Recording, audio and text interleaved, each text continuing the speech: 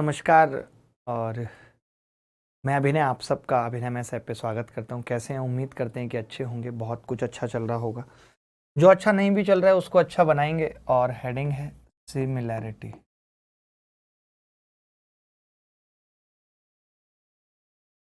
Similarity यानी कि समरूपता।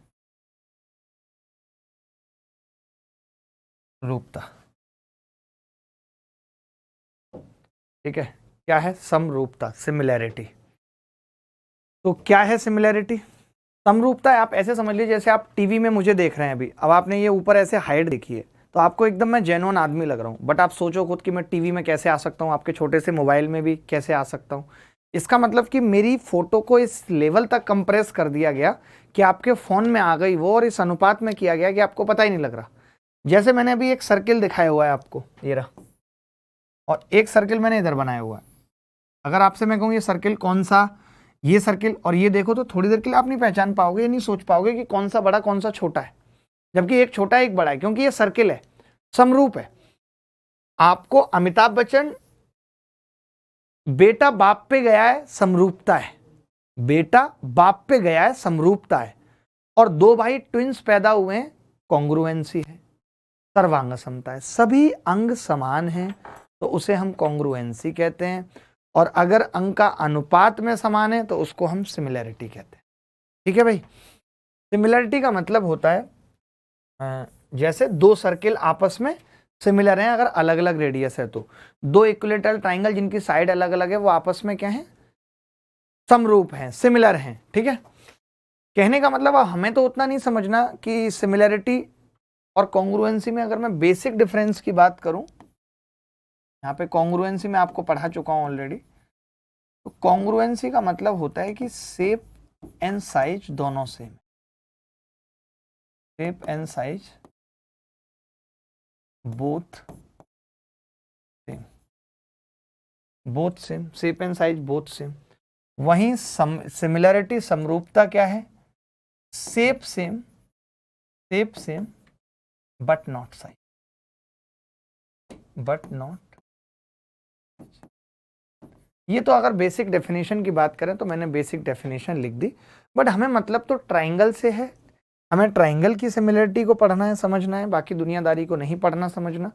तो मैं ये कह सकता हूं कि कोई अगर मुझे ये कहे कि triangle ABC and triangle DEF are similar, इसका मतलब क्या है कि अगर त्रिभुज ABC और DEF सिमिलर हैं, अगर त्रिभुज ABC और DEF सिमिलर हैं, इसका मतलब है, इसका मतलब है, मैं यहां पे बना देता हूं,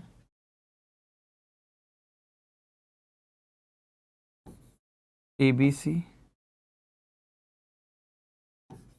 DEF। अगर कोई मुझे ये कहता है कि ABC और DEF सिमिलर हैं यानी समरूप हैं, समरूप हैं, तो हम कहते हैं कि all corresponding ratio, all corresponding ratio will be equal, all corresponding ratio will be equal. ठीक है, ये कह सकते हैं भाई कि all corresponding ratio will be equal. त्रिभुज ABC एंड DEF अगर सिमिलर हैं तो all corresponding ratio will be equal. इस बात का मतलब क्या है? इस बात का मतलब है कि AB और DE का अनुपात, AB और DE का अनुपात, BC और EF का अनुपात बराबर AC और DF का अनुपात, इनकी हाइट का अनुपात, इनकी मीडियन का अनुपात, इनकी स्मॉल रेडियस का अनुपात, इनकी कैपिटल रेडियस का अनुपात, ये सब बराबर होते हैं। और आपने देखा ये किसके बराबर होंगे? एरिया है तो अंडर रूट लगा दिया, क्योंकि एरिया सेंटीमीटर स्क्वायर होता है, एक स्क्वायर यूनिट है, बराबर है। बोलो बात क्लियर है कि नहीं? मैंने कहा ABC और DEF आर सिमिलर। अगर ABC और DEF सिमिलर हैं तो all corresponding ratio will be equal, सभी करस्पॉन्डिंग रेशियो इक्वल होंगे। ABDE का अनुपात, BCEF का अनुपात, ACDF का अनुपात, H1H2, M1 M2, R1 R2, capital R1 R2 बराबर under root del 1 upon del 2। Is it okay और नॉट? तो आप कहेंगे हाँ जी ओके है, बात क्लियर है, ठीक है। लेकिन क्या कोई दो ट्राइंगल सिमिलर करने के लिए हमें इतना कुछ बराबर करने की जरूरत है? नहीं है,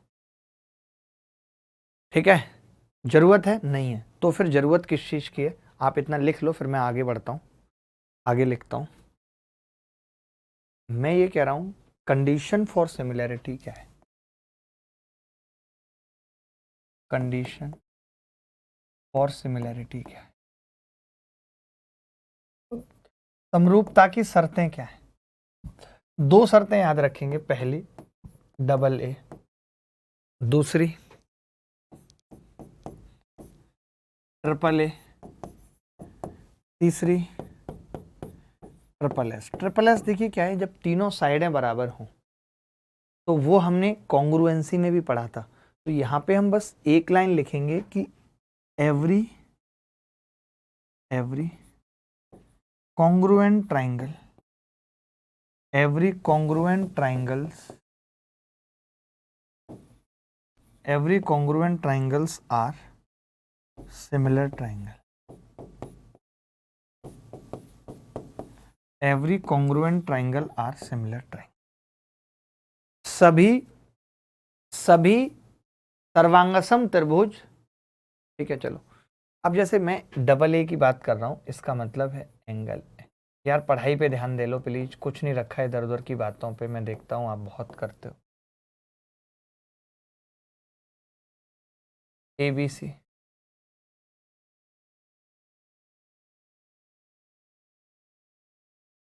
DEF, ABC और DEF। अब ABC और DEF का मतलब क्या है? एंगल A और एंगल D, एंगल B और एंगल A, ठीक है। एंगल A और एंगल D, एंगल B और एंगल A, ठीक है, क्लियर है। A और D बराबर हैं, B और E बराबर हैं, ठीक है। A और D बराबर हैं, एंगल B और एंगल E बराबर है। Is it clear? अगर दो एंगल बराबर हैं तो मैं सीधे कह सकता हूं कि ट्राइंगल ABC सिमिलर हो जाएगा, ये सिमिलरिटी का साइन है ट्राइंगल DEF। और जैसे ये सिमिलर हुए तब हम कह सकते हैं कि ऑल करस्पॉन्डिंग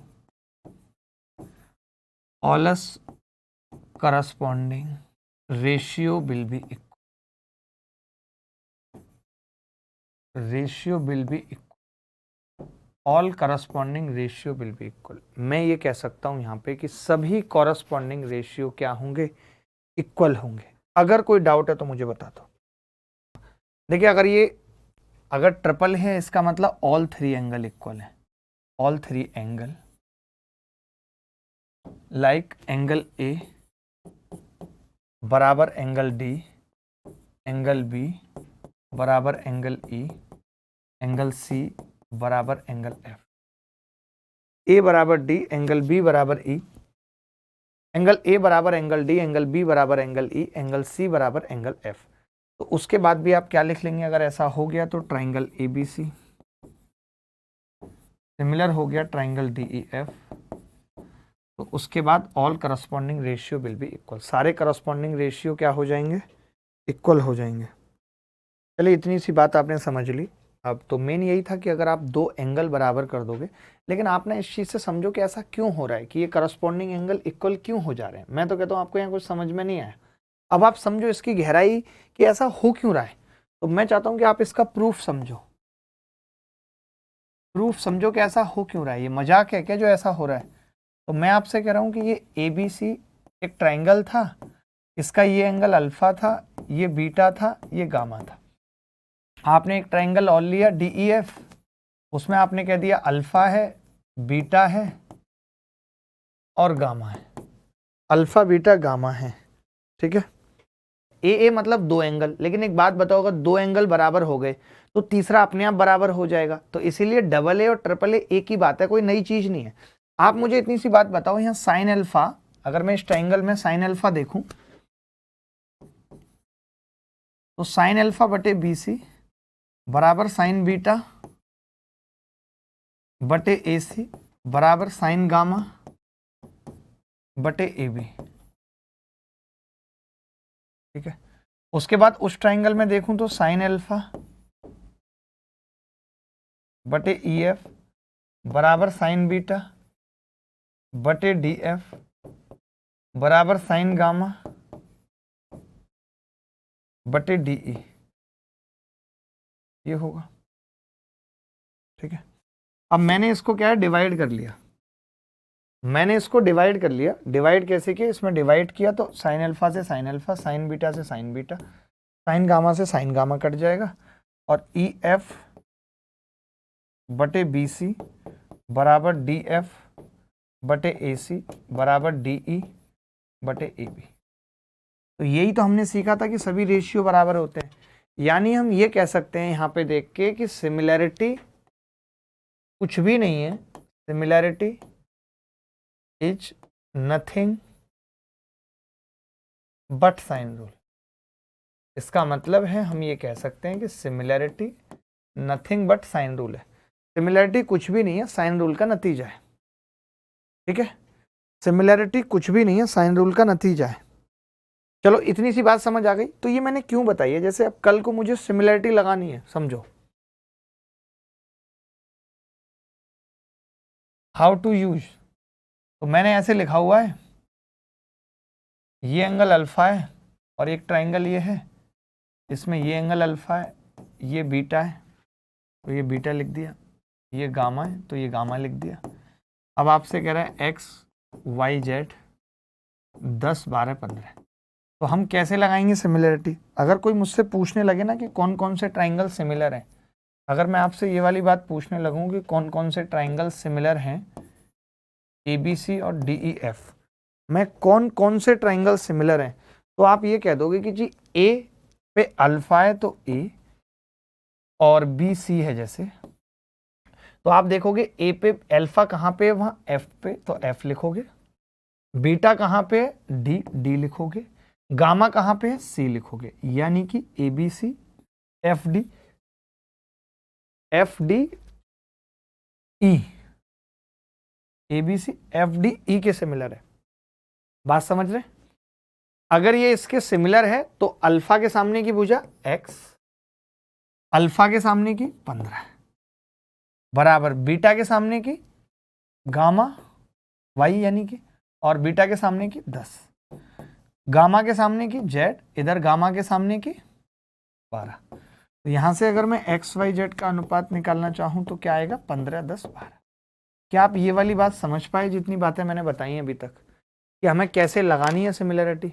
आपने देखा कि जो एंगल बराबर होगा, जैसे अल्फा यहाँ है और अल्फा यहाँ है, तो ए बी सी, ए पे कौन सा एंगल है, अल्फा, अल्फा यहाँ कहाँ बन रहा है, एफ पे, तो A B C D E F के सिमिलर नहीं बोला जाएगा, ए बी सी सिमिलर बोला जाएगा एफ डी ई के।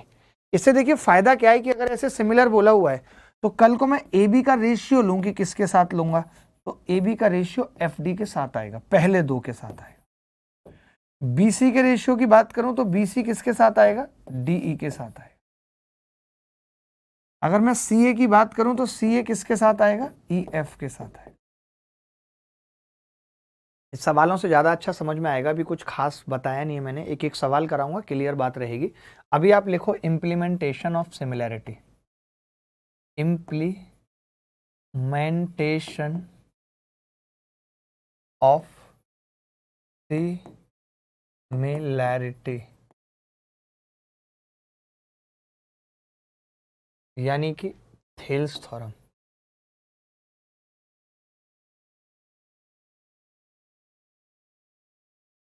थेल्स थ्योरम लिख लो। चलो भाई देखो क्या है ये थेल्स थ्योरम, क्या है। एबीसी एक ट्राइंगल है, ये बहुत ध्यान से समझना, पूरे मैथ्स में इसका यूज है। और डी से ऐसे एक लाइन खींच, कुछ नहीं है भाई, सिर्फ एबीसी गिवन है हमें, ट्राइंगल,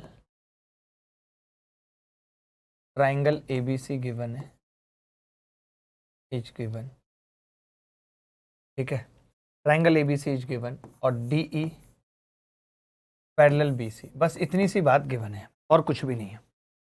दो बातें गिवन है, अरे मतलब सिमिलरिटी का यूज क्या है यार? थेल्स थ्योरम का नाम नहीं सुना आपने? थेल्स प्रमेय। अब इसको हिंदी में क्या लिखें? इंग्लिश नाम है, हिंदी में लिखवा रहे हो। अब मैंने कहा कि अगर मैं प्रूफ की बात करूं, proof ABC is given D parallel BC.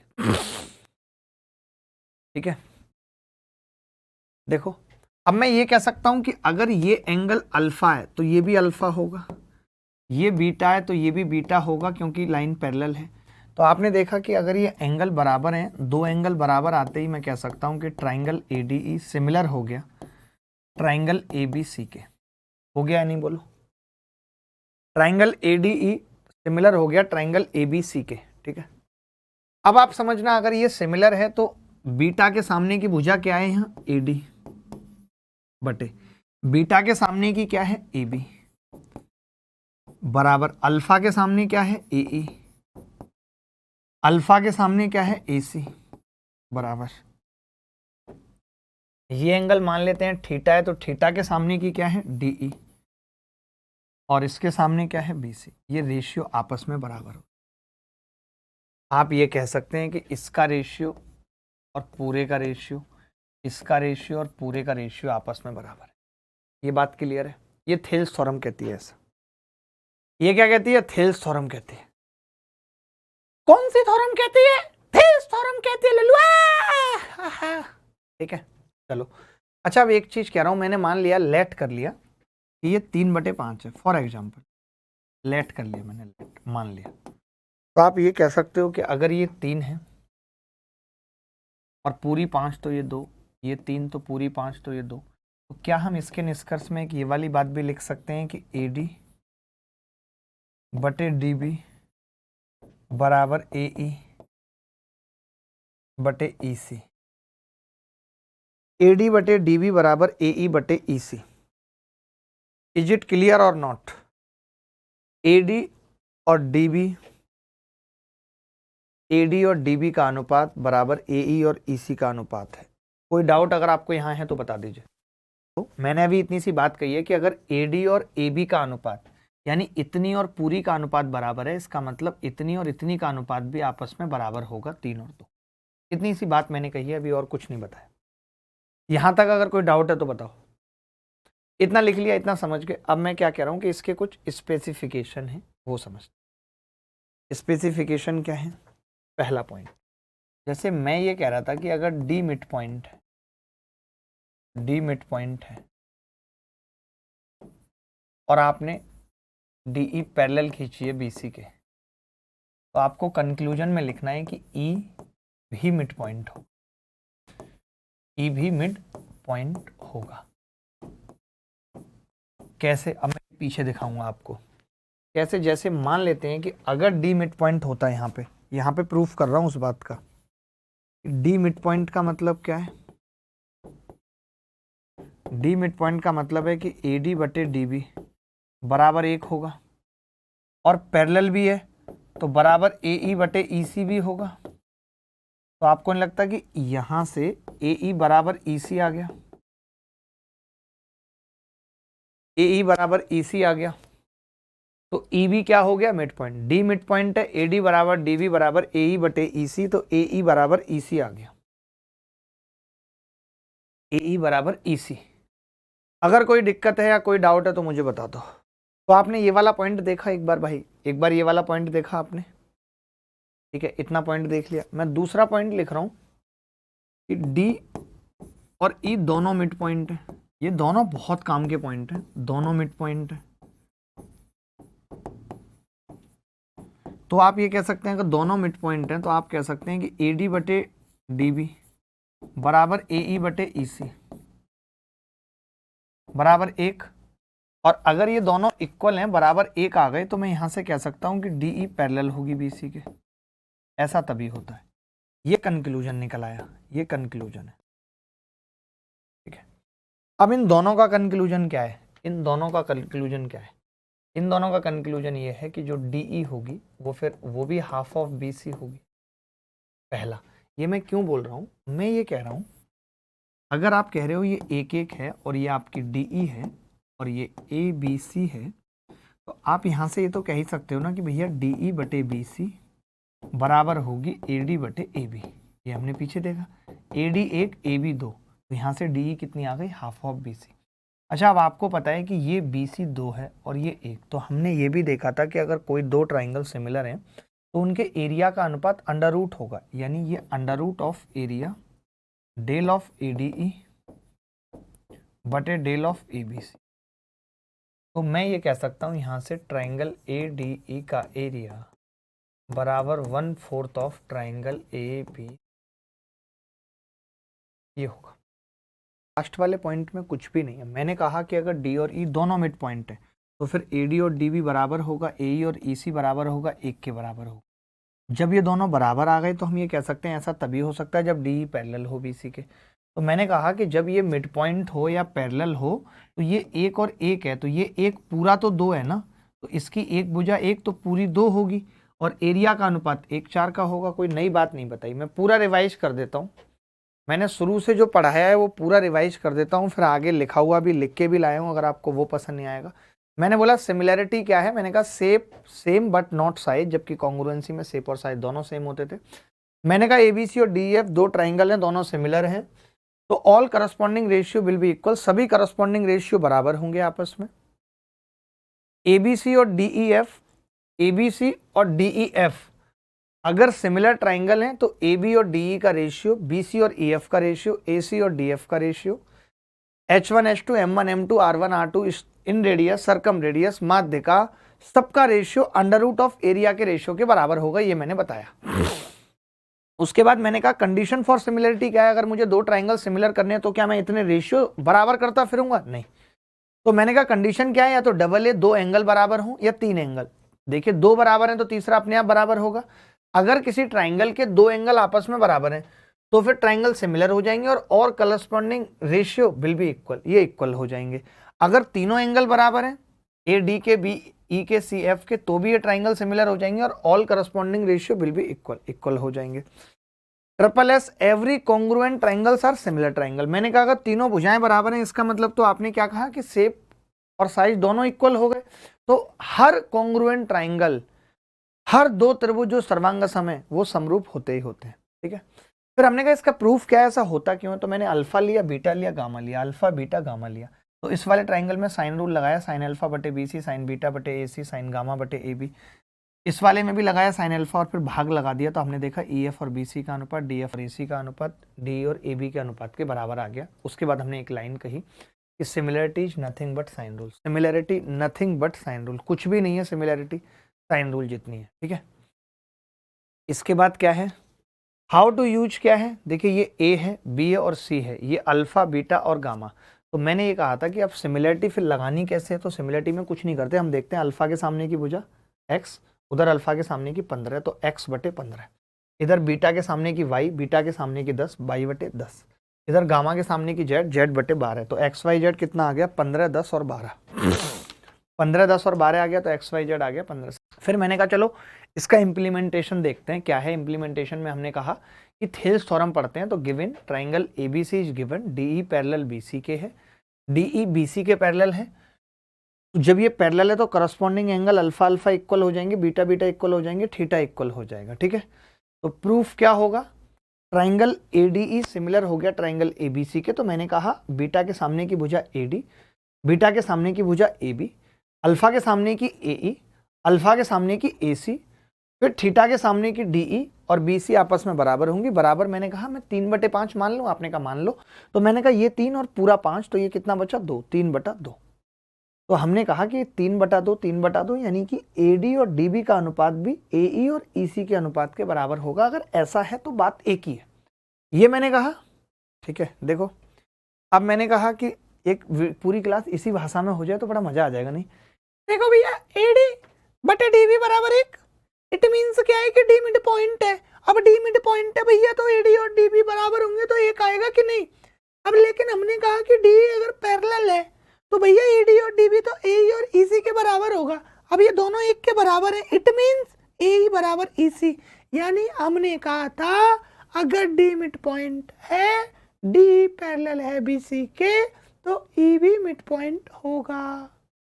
हमने दूसरी बात ये कह दी, अगर डी और ई दोनों मिड पॉइंट है, इट मींस ए डी और डी बी, ए और ई सी क्या होंगे, एक होंगे। और अगर ये एक हो गए दोनों, तो डी ई पैरेलल हो जाएगा बी सी के। बोलो बोलो भैया बोलो। फिर हमने बच्चे बोले कि भैया एक और बात बताओ, मैंने कहा ये लो जी। अब आप कह रहे हो कि ये मिड पॉइंट है एक और एक, तो अभी हमने ये पीछे नहीं लिखाया था कि ए डी बटे पूरे ट्राइंगल की भुजा ए बी, ए डी बटे पूरे ट्राइंगल की भुजा ए बी बराबर होगी डी ई पूरे ट्राइंगल की भुजा बी सी, यानी डी ई बटे बी सी बराबर 1/2।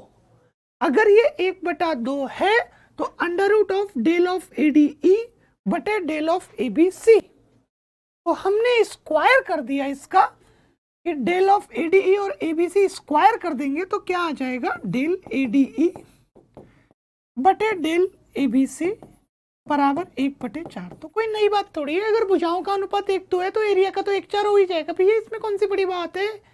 मैं सुनीता दीदी कितनी बार बता चुकी है, समझते नहीं तो मैं क्या करूं। चलो मैं कुछ एक सवाल देता हूं आपको, कुछ एक सवाल यहाँ पे देता हूँ और अच्छे अभी आप समझोगे, पता है ऐसे आती नहीं है चीज़ें आसानी से समझ, थोड़ा सा टाइम लगता है, आप देखोगे तो। पहले समझ लो, मैंने लिख के भी दिया है, ये सब आप समझ सकते हो, एग्जाम्पल है, ये सब थ्योरी भी हम बनाते हैं कि दो ऑब्जेक्ट एक जैसे हैं, ये सब देख लेना। आप थ्योरी देखना चाहते हो, सिमिलरिटी क्या है उसके बारे में मैं लिख के बताता हूँ, उसकी बात अलग होती है। ये लिखा हुआ है, इसकी बात अलग है। ये सब चीज़ें हैं, आप देख सकते हो, कॉपी में नोट कर सकते हो, वरना जैसे मैंने नोट करके बताया है, ये मैंने प्रूफ दिया है, प्रमाण दिया है समरूपता का, कैसे समरूप होती हैं चीज़ें। फिर ये अनुपात समझाया है, कौन सा किसके बराबर होता है। फिर ये एरिया के बारे में बताया है, एरिया क्या होता है। ये मिड पॉइंट जो थ्योरम है मध्य बिंदु वाली की D E half of B C होगा, उसके बारे में। लेकिन मैंने जितना बताया वो सब काफ़ी था, पर्याप्त था। आप इस सवाल से शुरुआत करो। पहला ही सवाल आपकी कॉपी पे थोड़ा मुश्किल पूछा गया है, फिर अभी और भी सवाल करेंगे। कैसे कहूँ बिना तेरे जिंदगी ये क्या होगी, ऑसम अल्टीमेट और अच्छी होगी। देखो ट्राइंगल एबीसी है, सिंपल सवाल है, बैक टू बैक सवाल करेंगे। एबीसी, ठीक है। एबीसी में क्या है, एफ ई पैरेलल है बीसी के, ई पैरेलल है बी, और त्रिभुज को समान क्षेत्रफल वाले दो भाग में बांटता है। एडी परपेंडिकुलर है बीसी के, एडी परपेंडिकुलर है बीसी के, तो जी पर काट, ठीक है।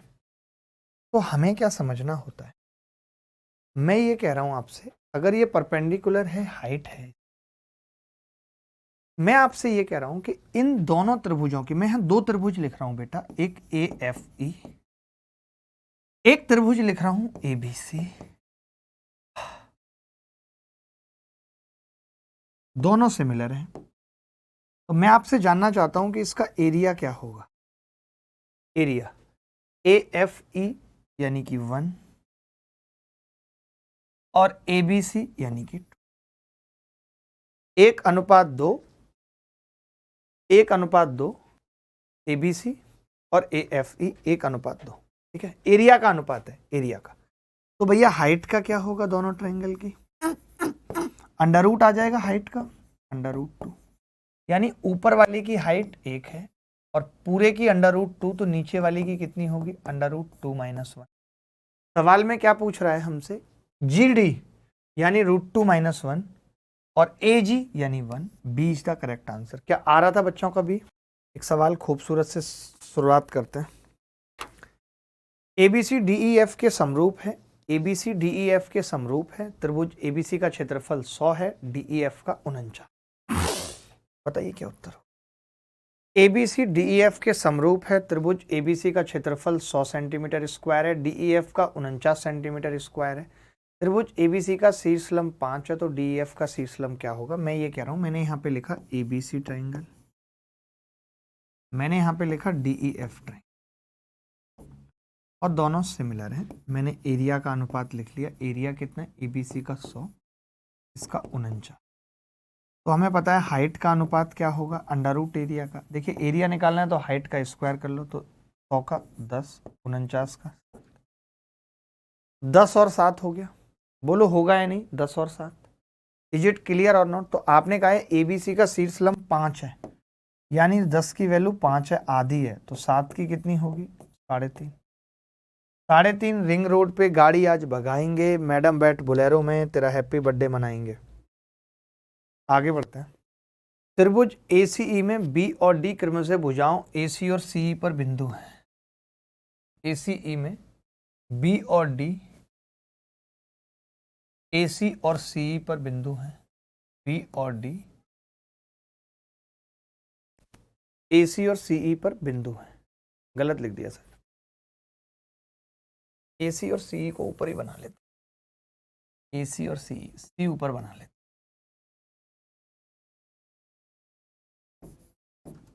ACE, तो B कहां पर है? AC पर बिंदु है B, और D कहां पर है? CE पर। BD पैरेलल है AE के, पैरेलल बना ली। AE बराबर 8/3 BD। ध्यान से देखो क्या लिखा हुआ है। BD को अगर मैं 3 मानता हूं, 3, तो ये 8 है या नहीं? बोलो, है। तो अब मैं आपसे पूछ रहा हूं, अगर ये 3 है तो इस ट्राइंगल का एरिया 3 का स्क्वायर 9 होगा। ट्राइंगल का एरिया 3 का स्क्वायर 9 होगा। इसका 8 का स्क्वायर 64, तो 9 और 64 का अनुपात। क्या मुश्किल था ये सवाल? क्या ये सवाल मुश्किल था क्रैक्स? मैं पूछना चाहता हूं कि क्या ये सवाल मुश्किल था? नो। अगला सवाल पूछ रहा हूं। अगला ये छोटा सा सवाल होमवर्क में दे दिया है, छोटा सा ही सवाल है, कर सकते हो ऐसा सवाल सेम टू सेम। ये देख लो, ये जल्दी बता दो करके। त्रिभुज ADC में E और B क्रमशः भुजा AD और AC पर बिंदु इस प्रकार हैं। लिख लेते हैं, ट्राइंगल बना लेते हैं। A, D और C में E और E AD पर है, B AC पर है। इस प्रकार है कि ABE बराबर ADC, ABE बराबर ADC, अल्फा अल्फा। ठीक है, ये दिया हुआ है। अब एक एंगल कॉमन है भाई, बीटा बीटा, तो मैं ये कह सकता हूं कि ये गामा गामा हो जाएगा। तीसरा अपने आप बराबर हो जाएगा। जब किसी त्रिभुज में दो एंगल बराबर हैं, जब किसी त्रिभुज में दो एंगल बराबर हैं, तो तीसरा अपने आप बराबर हो जाएगा 180 में से घट के। ठीक है, तो मैं आपसे एक बात पूछ रहा हूं, यहां पे छोटी सी बात पूछ रहा हूं, बहुत बड़ी नहीं। हम देख सकते हैं अल्फा के सामने AE है और AE का मान 6 है। अल्फा के सामने AC है और AC दिया नहीं है सवाल में, BE 3 दिया है, BE 3 है और CD 5 है, ये 5 है। तो AE कितना था? अल्फा के सामने AE था 6 और अल्फा के सामने इधर AC था, बराबर बराबर। बीटा के सामने 3 है और बीटा के सामने 5 है, बराबर। गामा के सामने AB है, AB पूछा है सवाल में, गामा के सामने, बराबर। इधर गामा के सामने कितना है? AD दिया है सवाल में, AD। BC 2 थी ना, ये तो 2 दे रखी है, ये 2 दे रखी है। मैं तो कहता हूं AB को x मान लेता हूं, तो AC की जगह x+2 लिख देता हूं, x+2, और AB की जगह खाली x बटे गामा के सामने कितना है? AD दिया है कहीं? AD नहीं दिया। AE 6 दिया है और ये y मान ले। चलेगा? इतना चलेगा तो बताओ मुझे, ये सबको समझ में आया या नहीं? मैं लिख भी देता हूं कि ये मैंने अल्फा के सामने की भुजाएं ली हैं, ये मैंने बीटा के सामने की भुजाएं ली हैं, ये मैंने गामा के सामने की भुजाएं। ये देख लो, समझ आ गया यहाँ तक? ठीक है, अब बस कैलकुलेशन रह गई है। तो कैलकुलेशन कैसे होगी? देखो, जैसे अब डायरेक्ट कैसे करते हैं, आप ये गुणा करोगे इसको। मैं तो कहता हूँ 3 दूनी 6, तो 5 दूनी 10 आएगा। 10 आने का मतलब x 8, और x था क्या? AB। अब x 8 मैंने यहाँ लिख लिया, तो 3/5 बराबर x 8/6 प्लस y। ये थोड़ा मुश्किल है। अब 6 × 18 प्लस 3y बराबर 40, तो y कितना आ जाएगा? 22/3। y 22/3 आ गया। यही पूछा है सवाल में। y क्या था? DE। x कितना है, ए बी 8, डी कितना है 22/3, 3 अट्ठे 24 और 22 46/3। कोई ऐसा बच्चा था जिसका 46/3 उत्तर आ रहा था। ये सवाल में दिया हुआ था अल्फा और अल्फा और बीटा कॉमन है ऊपर वाले ट्राइंगल में भी और बड़े वाले। तीसरा एंगल बच गया गामा, वो अपने आप बराबर हो। जब अल्फा के सामने की भुजा लेने की बात आई थी तो मैंने 6 लिया था, और इस ट्राइंगल में अल्फा के सामने की बात आई थी तो x + 2। बीटा के सामने इसकी भुजा 3 थी, बीटा के सामने पूरे की भुजा 5 थी। गामा के सामने इसकी भुजा x थी, गामा के सामने इसकी भुजा 6 + y थी। ठीक है, तो मैंने कहा कि 3/5 बराबर 8/6 + y। ये मैंने कैसे किया, पहले मैंने x निकाला, मैंने बोला 3 दूनी 6 तो 5 दूनी 10, तो यहाँ 10 आना चाहिए, 6/10 होगा तभी तो 3/5 के बराबर होगा, तो x 8 आ गए। ऐसे नहीं कर सकते थे तो 5 × 30, 3 से काटा 10 बार तो x + 2 10, x 8 आ गया। 8 यहाँ रखा तो 3/5 बराबर 8/6 + y, y आ गया 22/3। एक और अगला सवाल पूछ रहा हूँ, थोड़ा सा दिमाग लगा के बताओ क्या उत्तर होगा। त्रिभुज ABC में AB और AC क्रमशः बिंदु D और E इस प्रकार स्थित हैं।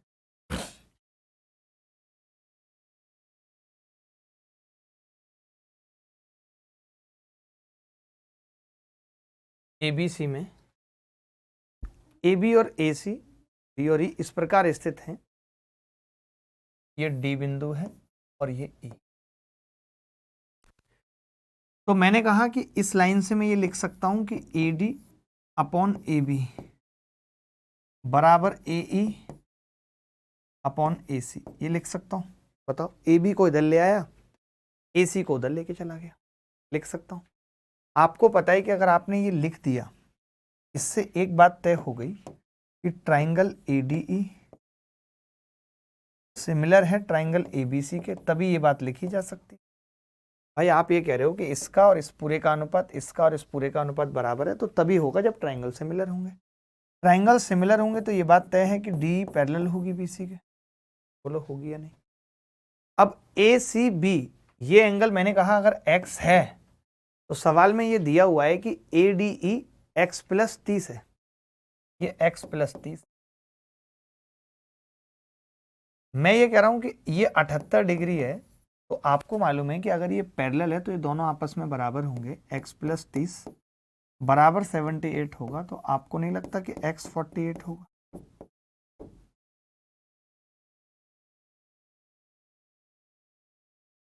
बोलो भाई, x 48 होगा, आपको ये बात लगती है या नहीं लगती? बस मुझे इतना बता दो।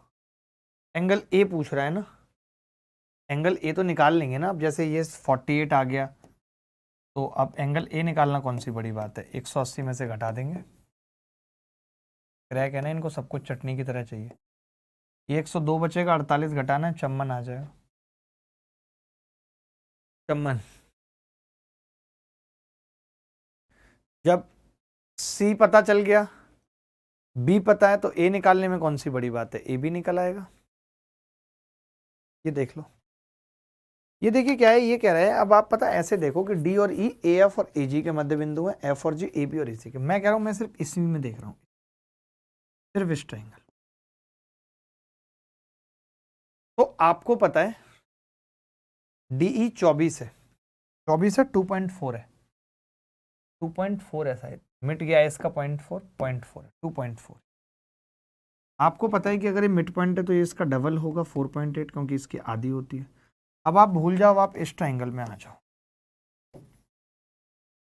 FG, और ये मिड पॉइंट है 4.8, तो मिला के कितना होगा 9.6। सी उत्तर आ गया, सी उत्तर आ गया जी, सी। ये सवाल देख लो, मैं कह रहा हूं कि AN और NC का अनुपात कितना है, 4:5। ये 4 और ये 5। AN और NC का अनुपात कितना है, 4:5 है, 4:5। MBCN का क्षेत्रफल 130 स्क्वायर सेंटीमीटर है। मैं ये कह सकता हूं कि AN और AC का जो अनुपात है वो 4:9 है, 4:9। तो मैं ये कह सकता हूं कि एरिया का अनुपात कितना होगा, AMN और ABC एरिया का अनुपात 4 चौक 16 और 9 नीम 81 होगा, मानते हो? यानी ऊपर वाले का एरिया 16 और ये 81 माइनस 16 कितना है? 65। ये होगा 65। सवाल में इस 65 की वैल्यू 130 दे रखी है भाई, 130 दे रखी है इस 65 की वैल्यू। आपसे इस 16 की पूछ रहा है, कितनी होगी? 32, क्योंकि एक की वैल्यू 2 है। आप देखो ना, ये 4 है और पूरी 9 है, यानी 4 और 9 दोनों ट्राइंगल सिमिलर है। खुद इन्होंने बोला है, मैं बार बार एक ही बात थोड़ी बताऊंगा कि MN अगर पैरेलल है तो AMN सिमिलर हो गया ABC के।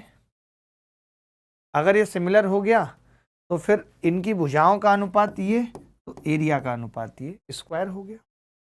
मैं एक सवाल पूछ रहा हूं, मेंस 2019 में आया हुआ, आप खुद देखिए, आपको अच्छा लगेगा। ये मेंस 2019 में आया हुआ सवाल है।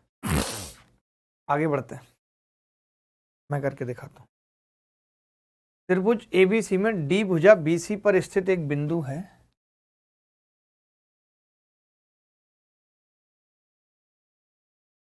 त्रिभुज ABC में भुजा D भुजा BC पर एक बिंदु है। D भुजा BC पर एक बिंदु है जो इस प्रकार है कि ADC बराबर BAC अल्फा और BAC यानी कि, ठीक है भाई। अब समझो एक बात को, मैं ये कह रहा हूं कि दो त्रिभुज है मेरे पास, एक ABC और एक त्रिभुज है ACD। आप ये कह रहे हो कि इसमें एक एंगल अल्फा कॉमन बराबर है, ये और ये C एंगल कॉमन है, एंगल C कॉमन है, दोनों में ही है। मैंने इस कॉमन को बीटा मान लिया। अब जो तीसरा एंगल है वो भी इक्वल होगा, वो गामा है। जब दो एंगल बराबर हो गए तो तीसरा अपने आप इक्वल होगा। और जब ये सिमिलर हो गए तो अब देखो, मेरे से CD पूछिए, CD किसके सामने की भुजा है? तो मैं गामा से शुरू कर रहा हूं और वो भी इस ट्राइंगल में कर रहा हूं। इस ट्राइंगल में गामा के सामने CD है, गामा के सामने CD। बड़े वाले ट्राइंगल में गामा के सामने AC है, बराबर। अब मुझे पता क्या क्या है? मुझे CB पता है, CB पता है। मैं ये कह सकता हूं कि जो CD है मैं उसको x मान लूंगा और BC कितनी है? 8। तो मैंने अब क्या किया, अल्फा के सामने ले लिया, ध्यान से समझना। अल्फा के सामने इस ट्राइंगल में क्या है? AC। और अल्फा के सामने इस ट्राइंगल में क्या है? BC। खेल खत्म हो गया। क्या ये सवाल मुश्किल था? CD आपसे कितनी पूछ रहा है? x बटे AC कितना है? 12 बराबर AC 12 और BC कितना है? 8। x कितना आ गया? 8। कौन कौन बच्चा ऐसा है जिसने इस सवाल को कर लिया था, या कौन ऐसा है जिसको बहुत मुश्किल लग रहा था? देखिए, मैंने कुछ नहीं करा, मैंने बोला कि अगर दो ट्राइंगल में दो एंगल इक्वल हो गए तो तीसरा अपने आप इक्वल होगा, वो दोनों ट्राइंगल सिमिलर हो जाएंगे। और मैंने सिमिलरिटी लगाने का तरीका कितना बेहतर बताया कि अल्फा के सामने AC या गामा के सामने CD, तो गामा के सामने AC, अल्फा के सामने AC तो अल्फा के सामने BC। बस बात खत्म हो गई।